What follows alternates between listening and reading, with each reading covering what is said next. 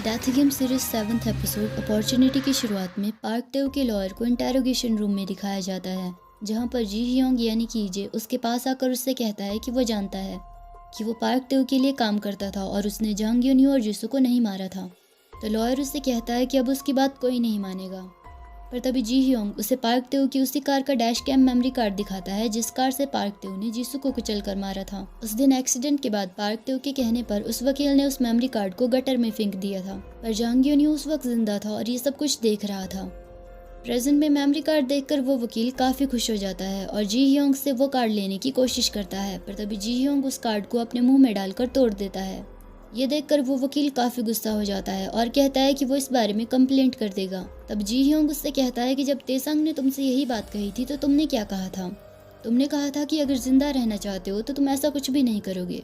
अब तुम अपनी बाकी की जिंदगी जेल में सड़ोगे और जब तुम बाहर निकलोगे तो सभी लोग तुम्हें मर्डर कहेंगे।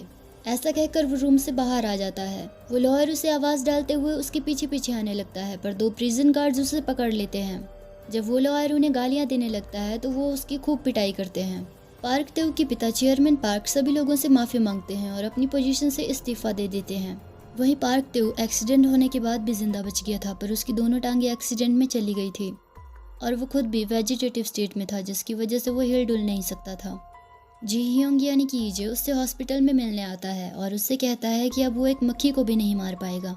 उसे अपनी बाकी की जिंदगी इसी तरह रहकर बितानी होगी जो उसके लिए किसी नरक से कम नहीं होगी। ऐसा कहकर वो वहां से मौसोलियम में आता है जहां पर जीसू की कुछ तस्वीरें और उसके शरीर की राख रखी हुई थी। ईजे उससे कहता है कि उस दिन कार आते हुए देखकर तुमने जानबूझकर मुझे पीछे की तरफ खींच लिया था, जिसकी वजह से मैं जिंदा बच गया था। ये कहकर वो रोने लगता है और उस फाउंटेन पेन को वहीं पर रख देता है।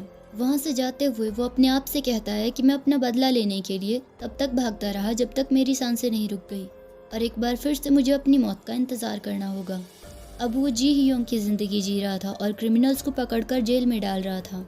एक बार तो एक क्रिमिनल उसे जान से मारने वाला था, पर तभी वू जिहिन उसे बचा लेता है, पर वो खुद काफी जख्मी हो जाता है। हॉस्पिटल में उसकी पत्नी और बच्ची उससे मिलने आते हैं। वू जिहिन की पत्नी बहुत रो रही थी, इसलिए जी हियोंग उन दोनों को वहां पर अकेला छोड़कर उस छोटी बच्ची सियोलगी को अपने साथ स्नैक्स दिलाने के लिए ले जाता है। सियोलगी उससे पूछती है कि क्या उसे भी अपनी जॉब करते वक्त बार बार चोट लगती है।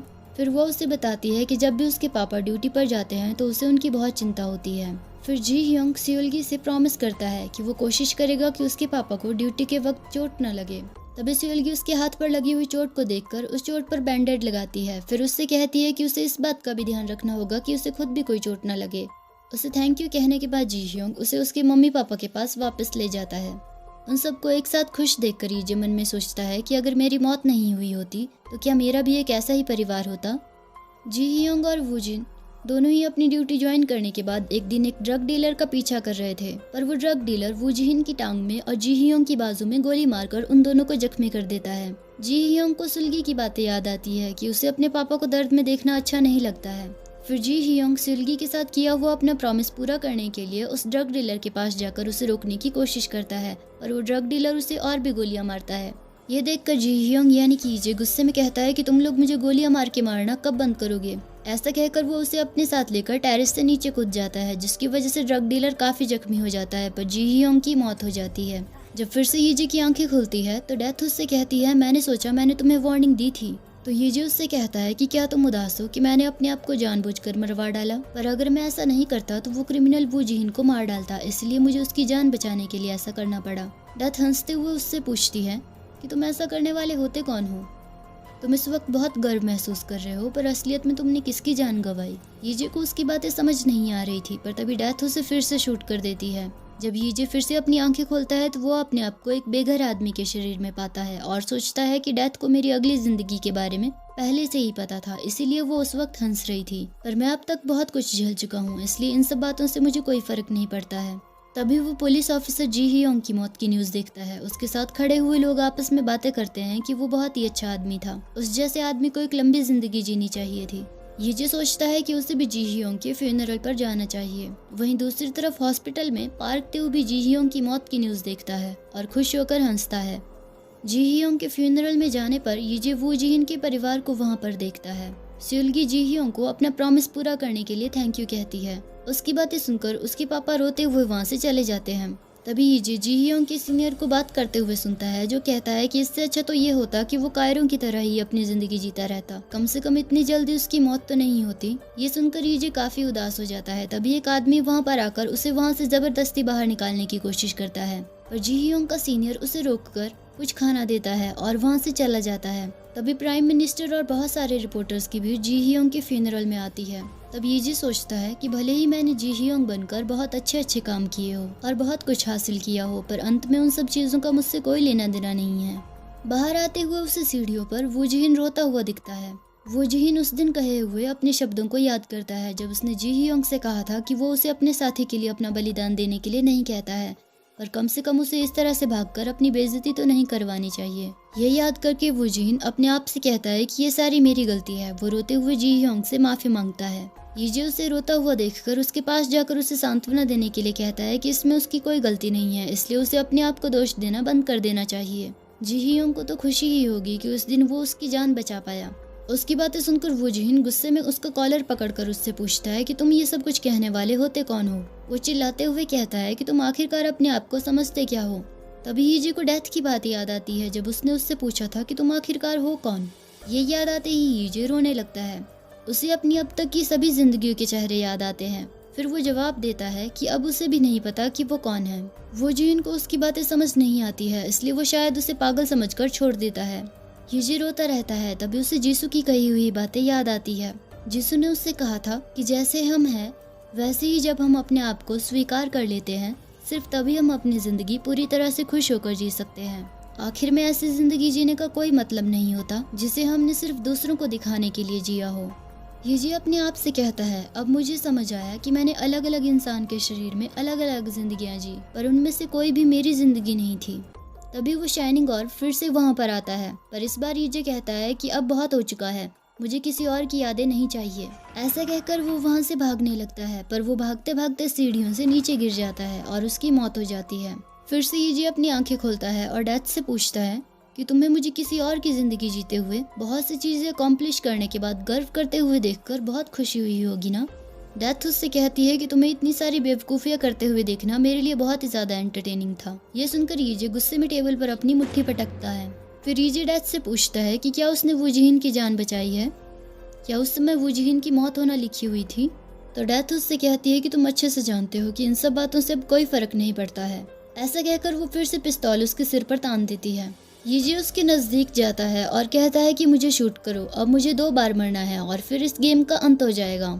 उसकी बातें सुनकर डेथ उससे पूछती है कि क्या तुम्हें याद है मैंने तुमसे कहा था कि अब से तुम्हारी मौत से जो दर्द तुम्हें मिलेगा वो इससे भी ज्यादा बदतर होगा, और अंत में जो दर्द तुम्हें मिलेगा वो तुम्हारी सबसे भयानक कल्पना से भी परे होगा। तो ईजे कहता है कोई फर्क नहीं पड़ता है, अगर ऐसा होगा तो मैं अपने आप को मार डालूंगा। उसकी बातें सुनकर डेथ मुस्कुराती है और कहती है कि तुम बेवकूफ हो। ऐसा कहकर वो उसे फिर से शूट कर देती है।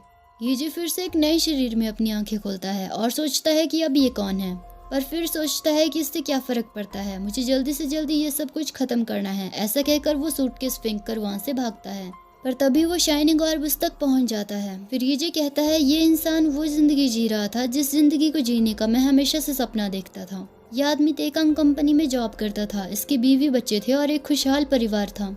यह आदमी एक बहुत ही आम सी जिंदगी जी रहा था, पर सब कुछ एक झटके में खत्म हो गया। अपनी पूरी जवानी जिस कंपनी में उसने काम किया उन्होंने उसे वहाँ से निकाल दिया।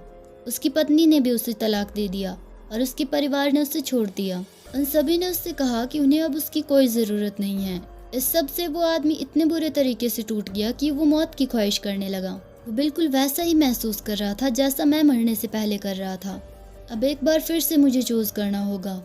फिर से ईजे को उसी समय में दिखाया जाता है जब वो जीसू से फोन पर बात करने के बाद पहली बार तेकंग कंपनी में इंटरव्यू देने के लिए जा रहा था। उस समय यही आदमी पार्क तेऊ की गाड़ी के आगे आने से पहले ईजे से टकराया था। वो आदमी ईजे की तरफ देखता है जो उसकी मदद करने के लिए एम्बुलेंस को कॉल करके वहाँ पर बुला रहा था। फिर वो पार्क तेऊ को भी वहाँ पर खड़ा हुआ देखता है। तभी डेथ भी पार्क तेऊ के पीछे आकर खड़ी हो जाती है। वो आदमी दर्द में था इसलिए वो डेथ से मदद मांगता है, पर पार्क तेऊ समझता है कि वो आदमी उसे अपना भगवान समझकर उससे मदद मांग रहा है। और यही बात पार्क तेऊ ने पेंटर ग्योचोल को भी बताई थी कि उसने पहली बार गलती से एक आदमी को जान से मार डाला था, पर मरने से पहले वो इंसान उसकी तरफ इस तरह से देख रहा था जैसे कि वो अपने भगवान को देख रहा हो। उस दिन उसकी आंखें मुझसे बार बार मदद की भीख मांग रही थी और जो फीलिंग मुझे उस वक्त महसूस हुई थी उसी को फिर से महसूस करने के लिए उसने जानबूझकर लोगों को मारना शुरू कर दिया था। मरने से पहले वो आदमी यीजे की तरफ फिर से देखता है और उसका हाथ पकड़कर अपने नजदीक बुलाकर उसे कुछ कहने की कोशिश करता है, पर तभी उसकी मौत हो जाती है और ये सब देखकर यीजे काफी ज्यादा डर जाता है। डेथ भी वहाँ खड़े होकर ये सब कुछ देख रही थी। इस बार फिर से यीजे की उस आदमी के शरीर में मौत हो जाती है, इसलिए वो फिर से अपनी आंखें खोलता है और डेथ को अपने सामने पाता है। डेथ उससे कहती है तुम्हारा सच में कुछ नहीं हो सकता। फिर वो उससे पूछती है कि क्या तुम हमेशा से यही नहीं चाहते थे कि तुम अतीत में जाकर उस आदमी को अपने सामने मरने से रोक पाओ। यीजे उससे पूछता है कि तुम ये बात इतने विश्वास से कैसे कह सकती हो। तो डेथ उसे बताती है मैंने आज तक बहुत सारे लोगों को उनके पापों की सजा दी है और वो सभी लोग अतीत में जाकर कुछ न कुछ बदलना चाहते थे। अगर इंसानों को अपॉर्चुनिटी दी भी जाए तो भी वो उस मौके को पहचाने बिना ही गवा देते हैं। तुमने तो मुझसे कहा था कि तुम इस गेम को मेरे बनाए हुए नियमों के अनुसार खेलकर मुझे हरा कर दिखाओगे। अब हमारे पास सिर्फ एक गोली बची हुई है। पर यीजे फिर से कहता है मौत तो मेरे दर्द को खत्म करने का एक जरिया है। ये सुनकर डेथ उसके माथे पर फिर से बंदूक तान देती है। यीजे उसके नजदीक आकर कहता है कि अगर आखिर में मुझे नरक में ही जाना है तो हमें समय बर्बाद नहीं करना चाहिए। इससे कोई फर्क नहीं पड़ता है कि तुम मुझे किसके शरीर में डालती हो, मैं उस जिंदगी को जल्दी से खत्म कर दूंगा। डेथ कहती है मुझे नहीं लगता कि तुम ऐसा कर पाओगे। पर यीजे कहता है ये तो बाद में ही पता चलेगा। उसकी बात सुनकर डेथ उसे फिर से शूट कर देती है और मुस्कुराती है। इस बार आंखें खोलने पर यीजे अपने आप को अपने घर में पाता है। आईने के सामने जाने पर वो देखता है कि इस वक्त वो अपनी माँ के शरीर में है। इसी के साथ 7वां एपिसोड यहीं पर खत्म हो जाता है।